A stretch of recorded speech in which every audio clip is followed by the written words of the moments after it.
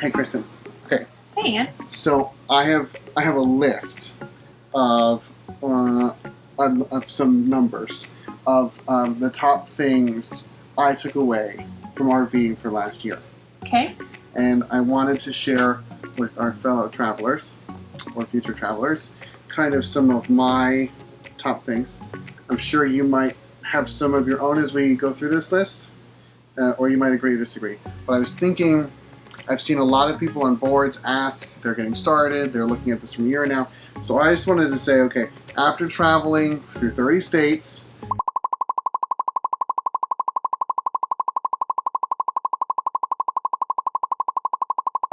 in over a year, because it's literally been a year since I think we left this state a year ago. A little bit over a year. A little over a year? Yeah. So this is like kind of like my key, and it's not like huge list, it's like 10 things that I took away after traveling on RV full time for a year. Does that work? Yeah. Okay, let's do it. Hi guys. Okay, so if you're new here, my name is Andy. And my name's Kristen. And we've been traveling in an RV for a year, as we said. So this RV is our new one. We've lived in it about a month.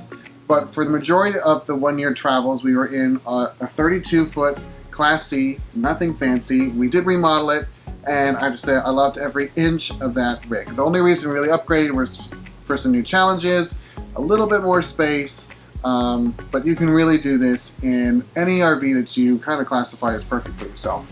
So none of these, I think, on my list are specific to the rig, kind of more just lessons learned. Anyway, all right, so the first one I have is finding RV spots, like especially in a campground, can be tricky. They can be. And it's not so much literally pulling in and parking. I mean, that you kind of get a handle of. But calling and making reservations, finding where you want to go, and then having availability. If you're not ahead of your game, I feel like there's been a big struggle for us. Especially during the high travel season. So especially during the summertime. Summer and holidays. And those are tricky. There are so many channels that talk about you don't need a reservation, they just pull into places.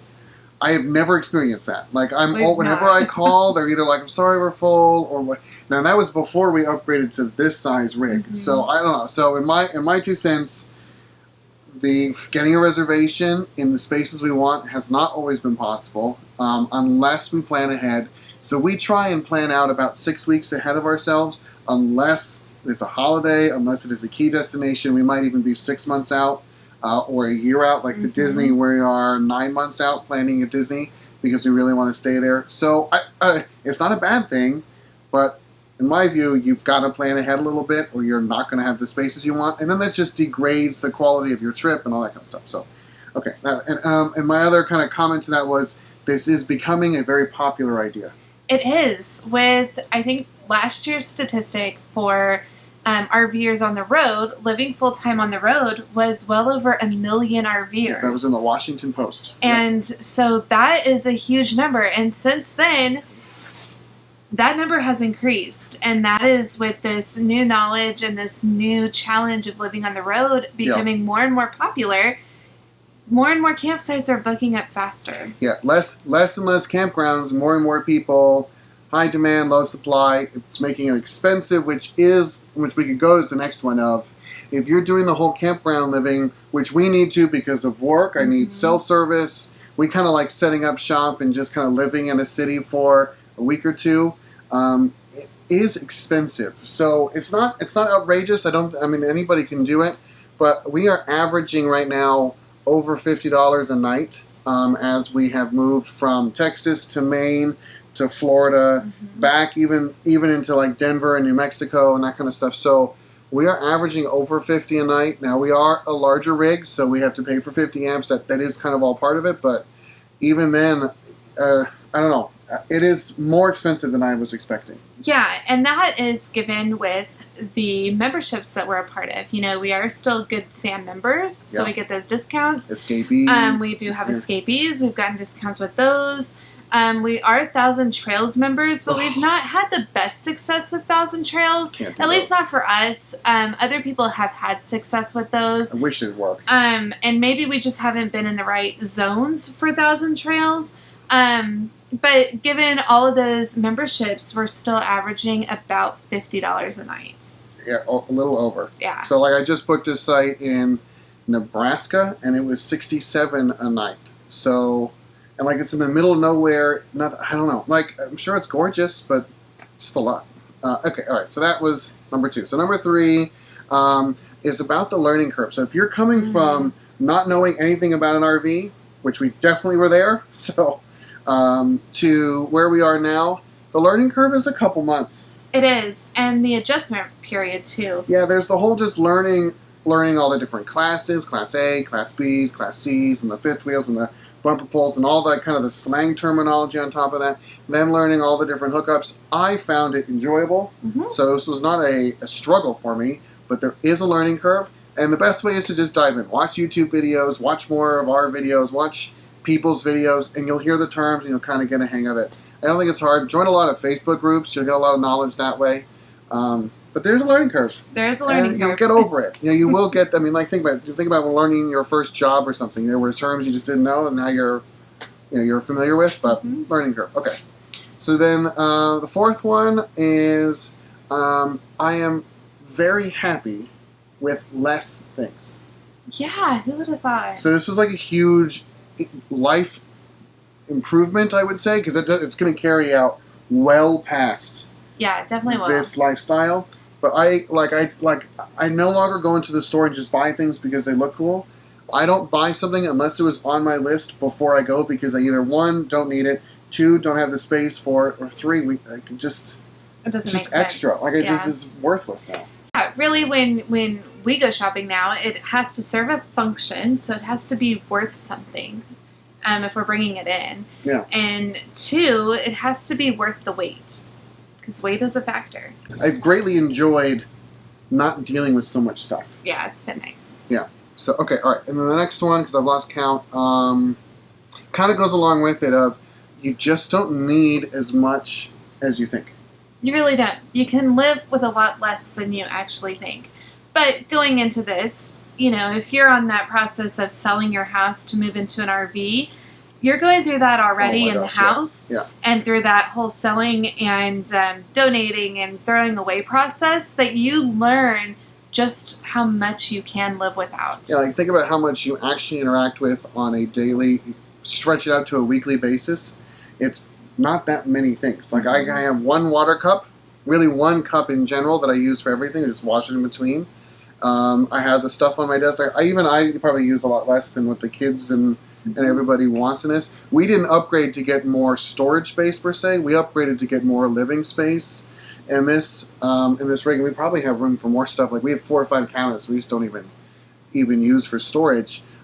So yeah, it was just that we don't. I'm just so happy leaving the house and just moving into the space, because it was really everything I needed. At the day-to-day level, I wasn't moving around stuff I hadn't touched in a while to get to the thing I was always... it was just something in my head. It's also key, too, to keep in mind with the amount of stuff that you have for if you are going to be traveling and be a transient RVer. Because the amount of stuff that you have in your RV is the amount of stuff you do end up having to pack up in order to move your RV from spot A to spot B. So that includes anything and everything on the counters. That stuff has to go somewhere during travel day. And if it's overflowing and you've got knickknacks everywhere, which is fine if you do, just make sure that you have space for it when it comes to a travel day. Or they're worth your time putting away and setting taking up. Back out. And right. we think about it as reducing variables. We want as few amount of things to deal with daily, but then also when we're moving, I don't want to spend 4 hours moving stuff to their travel state. Right. I mean, I really want to be up and going in an hour, which we have it down to, even in the new rig. Okay. All right, so then the next one, so the next one is my kids are bigger than I want them to be. Yeah. So, and I think, I don't know, I guess... And they've grown a lot since we've been on the road. Like, we just looked at pictures of when we left. Yeah. And they were so tiny, and, like, I have to remind myself that Kinzer is 5. He's no longer 4, and even, like, 3.5. He's 5. He can go to the restroom in public kind of by himself now, and he can go to the playground and not be overly supervised. And He Keegan's can the go same with way. the big brother, Yeah, like but Keegan can ride his bike around the campground. He's almost 11. they're a We lot all did more, that. right, they're a lot more independent now. They've grown up a lot since being on the road. That's more personal. It is more personal. But it was just like, that was a big reflection over last year of, okay, they're older than I give them credit for. And they've grown up a lot in all senses. Okay, so then the other one is there are so many types of RVers. Yeah. So Did you know? I didn't notice going into it because I thought we were kind of standard, except for the fact that we were living in it full time. So I knew there were like the weekenders and the full timers. I kind of only knew those two categories, but I didn't know of all like the stationary or seasonal people. Mm-hmm. Like in the Northeast, you had so many seasonals where for the nice months they would either just stay in their RV 6 months, then drive to Florida for 6 months. But then you also have the vacationers, which are really only out 3 or 4 times a year total. Are you a vacationer? You're kind of scary when you get here. I'm sorry. But yeah, so there's just all these different types, and it's funny now. I almost feel like I can look at someone's setup outside, and I can identify you pretty quickly. Pretty quickly. Based on routines or how organized you are. Anyways, it's no judgment. It's just I can tell. I'm sorry. And as an RVer, you naturally walk around the RV park, and you have to look at everybody looks at everybody's setup. Yeah. That's just a part of it.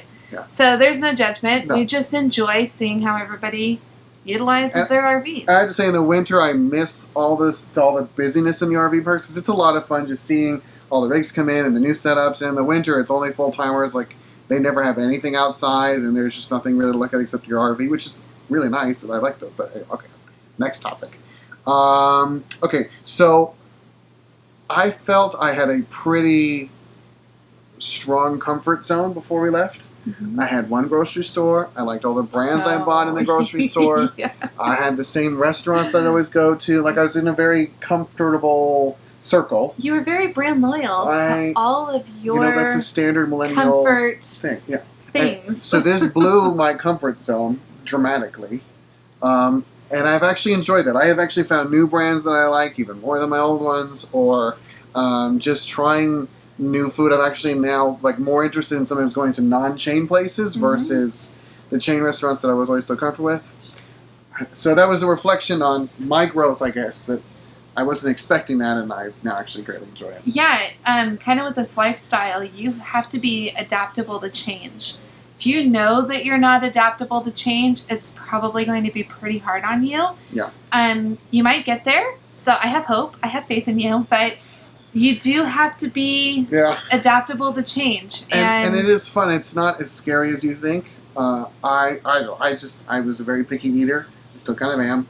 And I knew what I liked. Mm-hmm. And this kind of made me go somewhere else, which was good. I enjoy it, and I'm actually probably better at it than my parents are now. Yeah, because I'm like, I don't care. It doesn't matter as long as it's good quality. And it's been fun going to all the different grocery stores.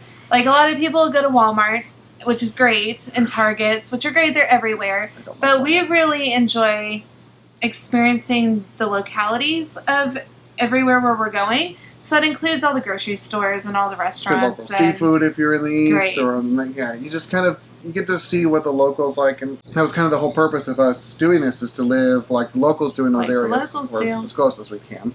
You try to fit in, without fitting in. We've never fit in. Okay, so the next one, I have 2 more. The next one is I'm always learning. Yeah. So I am still learning so much about ways to travel, different rigs to travel in, and pros and cons. Or best ways to do X activity. Yeah. Like I don't know. I'm learning a lot more now than I don't know. I guess like when you buy a house, it's kind of done, and unless you have a project, you don't really think about it. I don't know.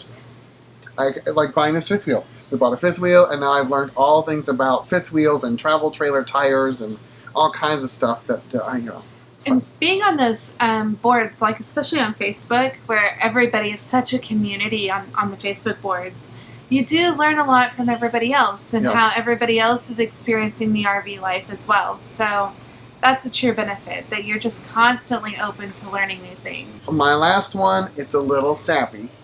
Oh, no. But it's just that the U.S. as a geographical piece of land is really cool. Yeah, you learn a whole new appreciation of the country that we live in. Yeah, I mean, like, and the world that we live in. We've driven 7,000. Go away! I'm recording. Thank you. Oh, that actually worked. Okay, so yeah, we have driven 7,000 miles, and each landscape we've gone to is massively different than the next one or in the previous one. But it's all still one place, all still under, the same kind of government. Whether you like it or not, we're all still kind of fighting for the same things.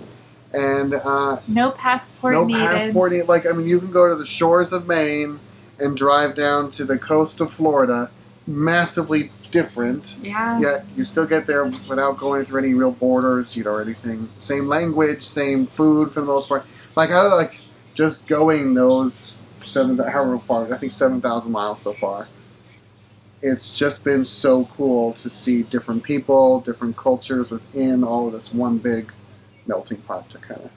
So it's been fun seeing America for what America has to offer, the U.S. has to offer. Yeah. And it's been amazing. We've spent time in Europe, and, you kind of always think, well, we need to go abroad to experience new things, but you really don't. See amazing places, and there's some amazing things right here in the United States that you have access to. Just get in your car and drive there.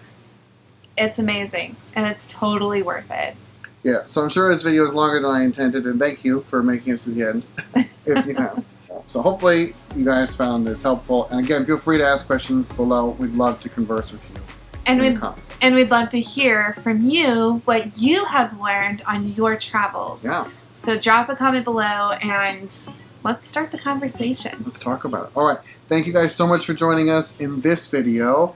And we have more coming out, so we will see you guys on the road. Bye guys. Alright, so if you're new to our channel, my name is Andy. And my name's Kristen. And we've been traveling in an RV for a year. You've already said that. You got to go with it. So I did the little thing, and there's going to be like a little intro, and then this is us picking up the actual storyline of the video. Okay, sorry. You just go with it sometimes.